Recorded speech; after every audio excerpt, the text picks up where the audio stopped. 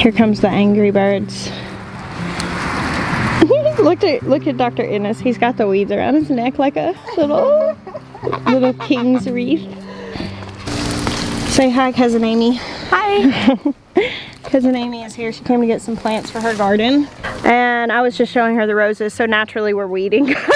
Because that's what happens when you go in a garden to look at it. You end up taking care of it. That's why the best medicine for the garden is the presence of the gardener. You can't be in a garden and see what it needs and not do it, huh? That's right. Here comes another angry bird. They're eating all the rose petals. Now we're getting down to some rosemary under here. Yeah. There you are. I smelled you. And now I see you. I need to come and just prune it really heavily because the freeze made it die back some. And you can see what part's unhealthy. Oh, hey, look. A berry.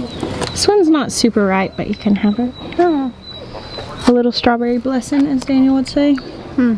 It's still good. Is it? Okay. Yeah. I'd feel bad if I gave you a bitter berry. That's so weird that even though it's still half white, it's still delicious. Yeah. Yeah, they're really good. Okay guys, I gotta show you guys something extraordinary. I've been telling you it was coming. I think today is probably truly the best day so far. Oh yeah. And I'm just gonna tell you that the camera does it no justice. Look at the roses. Can you even? Amy, go stand next to them so they can see how big they are. They're Look. so big.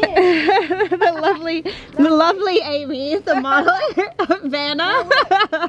They're like as big as her face. Look at that. That's a big rose. I know, and there's so many of them. It smells so good. There's like 100 in this on this one thing right now. I pulled up in the driveway and the first thing I was like, oh, they popped. I keep saying they're gonna pop, but They did. they did. And they And then smell. all of these will be here in a couple of days. Yeah, there's still a ton of buds all over everything. Oh, it's extraordinary. And they're huge. So huge. So these roses, they bloom all through the season.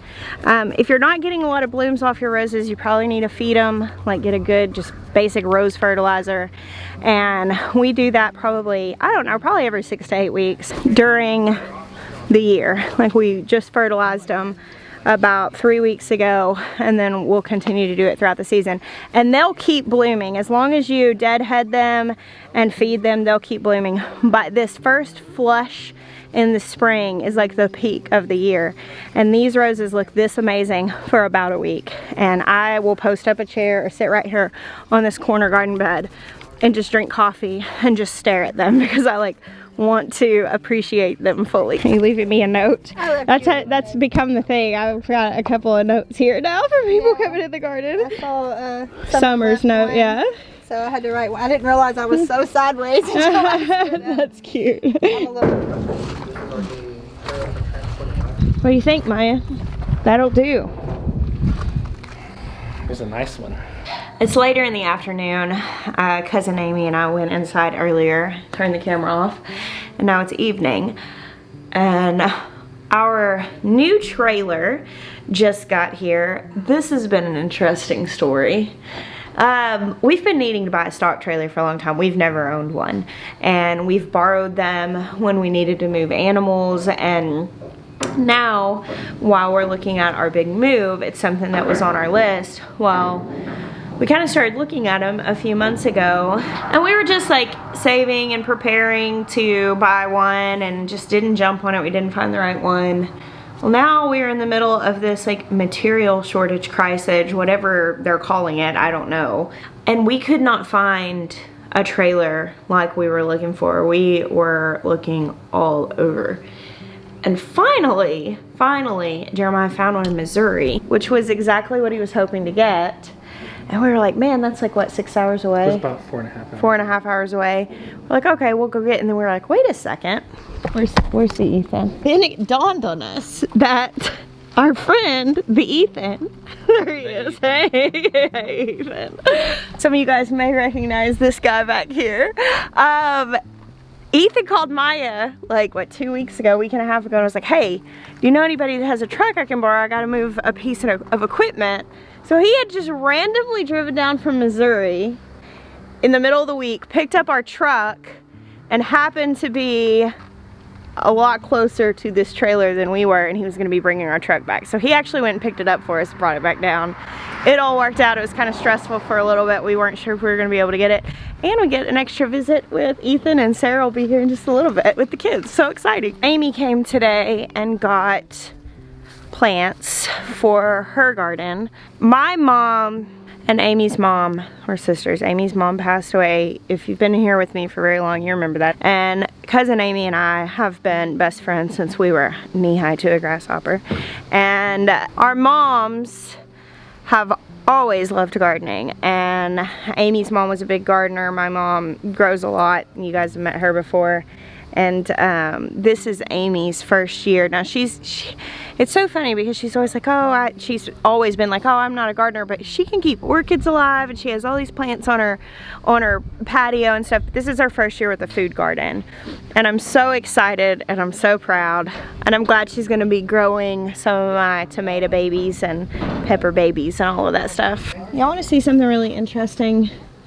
Okay, so this is one of my David Austin roses, and my friend Kimberly tagged me in something this week where someone was discussing this, and I think they said this was caused by pruning your roses back too much. I'm not sure if that's what caused this, but I noticed the other day this darker, like almost red rose blooming, and this is actually growing from the rootstock of this rose.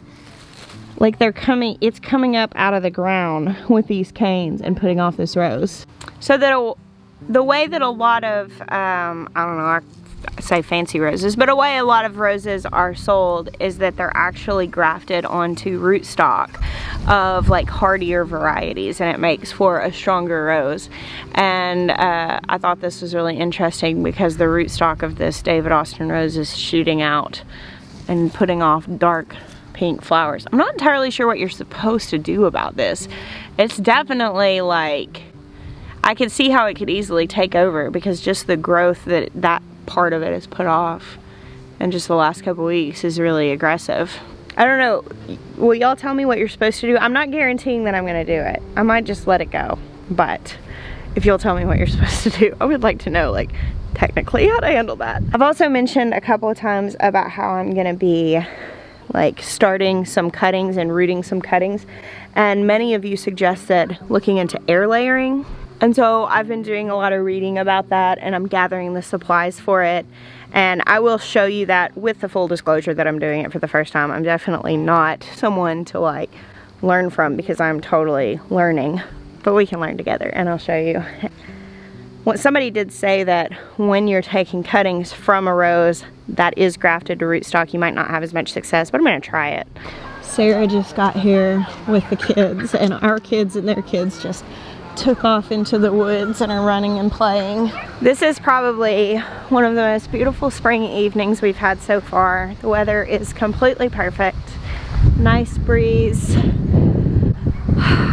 I am savoring every single moment that we have left here at this farm. It's just like, I don't know, it's definitely bittersweet. I am so ready for our move. I'm so thankful that little details are falling into place, like the trailer. Oh my goodness, guys, it's been crazy. Such a crazy time to be moving. For those of you who are in the midst of moving right now, it's not even really relocating for some people. I've had so many people tell me that they're living in RV parks or staying in campers while they wait for their details to come together. And that's almost like being dislocated more than relocating. And it is such a crazy time. It really is. But things are coming together. I'm thankful, I'm relieved, and I'm really trying to focus on completely enjoying the last 12 weeks that we have here at the farm that has been home for the last 7 years. Look at this grass, it needs to be cut down, but this is one of the places where the chicken coop was. You can see what the chickens can do for the grass. Look at the top of it. Hey guys!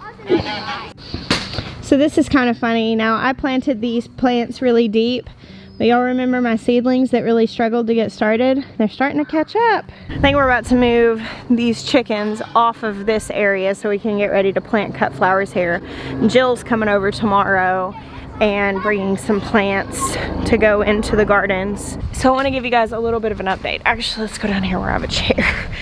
All right, so I want to give you guys a little bit of an update on our current situation for those that are like tracking with us.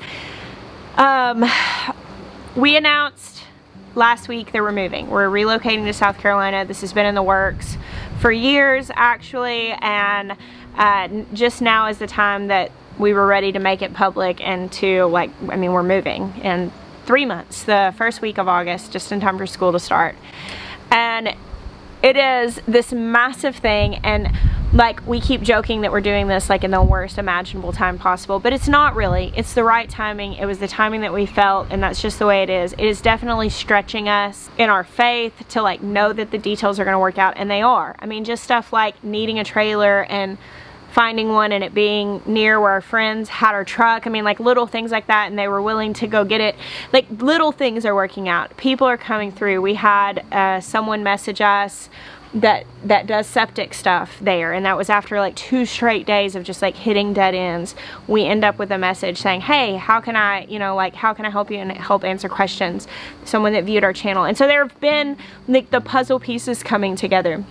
But one of the big things and we shared that we were moving with you guys before we had all these details worked out. We were actually trying to wait until we had these details worked out, just because well, I mean, it's hard to do. It makes, making decisions and doing things in the public eye, just there's more pressure, or it feels like it sometimes. And we wanted to tell the story well. We wanted to have our decisions made, but we also wanted to release it on the 7-year anniversary of being here. And because of the fact that Jill was about to start working on these gardens, we kind of needed to just bring you guys into the loop so we could all forge forward together.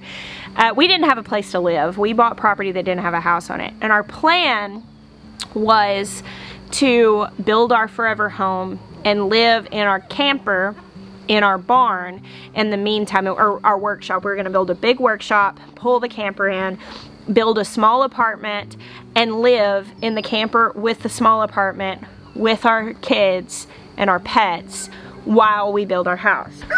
Well, because of the building material crisis, we kind of had to change plans, because like right now, if you guys have not been tracking with what's been going on, it's wild. Just kind of the fallout of COVID, I guess. I don't really know exactly what's going on. There's just a lot of material shortages going on. Like we had a really hard time finding a trailer in stock. Right now the hang up on the septic systems was that part of the parts, like the field lines, are back ordered. Like there's a lot of things are out of stock, and the things that are in stock are extremely expensive. And right now, like for lumber, it costs like in some places like 5 times what it did a year ago.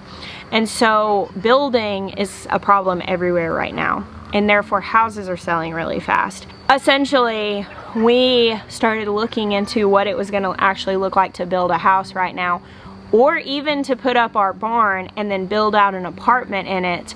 And we didn't feel like it was the financially responsible thing to do. Now we have the workshop. We have started the process on that, and we're kind of feeling out whether that's the right thing to do. But what I was concerned about was that we were going to end up stuck in this limbo stage for a really long period of time. And we started really just praying about it, exploring our options, and we decided, and many of you suggested this, I actually talked to my dad about it, and we actually decided to purchase a modular home. That was actually hard to find. Like we had made lots and lots of phone calls, talked to lots and lots of people, and we ended up nailing down a modular home for sale that can be out there by the time we're there, maybe, or shortly after we're there. Like we might have to stay in our camper for like a month or so while everything gets set up.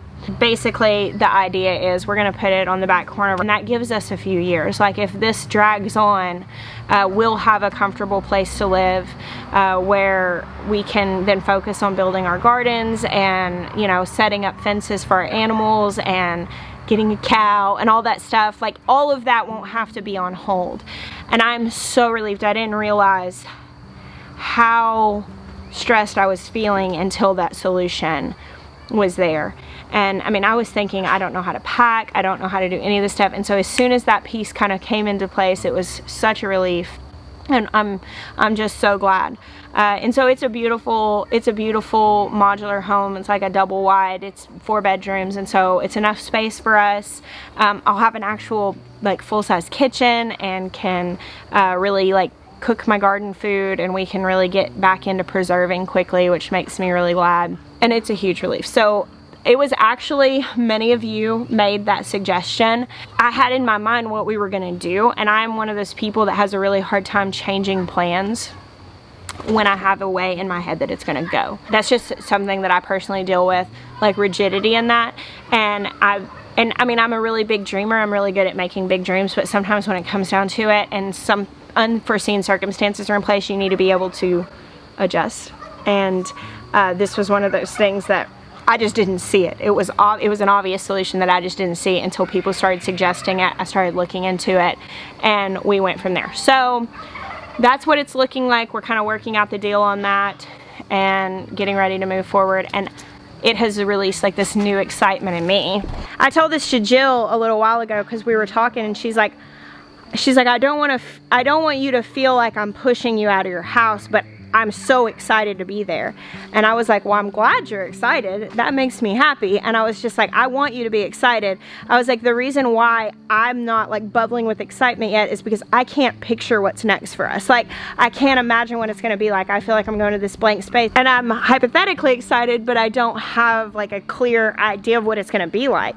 But when we went out there and visited, and now that we've nailed down this home to live in, guys, 12 weeks feels like a long time, and it's not. It's gonna go by really fast. But I'm just now getting to the point that I'm like bubbling with joy and like gung-ho looking forward to it. I thought it was gonna be harder to move during garden season. I am so glad that this is happening when it is, because if I had to wait, like the last 3 months here were like the 3 months of winter, it would be excruciating. The fact that I have the garden to come pour myself into every day and get prepared to give it to Jill, it is amazing. It is really making it 100% better for me. And the roses are blooming. So I just wanted to give you guys that update. I know there's a lot of talking, but I know so many of you are pulling for us, and I want to keep you in the loop. I'm so thankful to get to share this with you. I had a couple people comment, they're like, Jess, you're like, so I can tell like the burden has been lifted, and you're so like lighthearted and happy since making the announcement. And while I know it was appropriate for us to be working out the details privately of this thing, being able to speak openly about it to y'all has just been super invigorating in making content, because I feel like, hey, we're talking about what's actually happening now. Thank you guys for hanging out with me today. I'm gonna go hang out with our friends. I bless you. Until next time.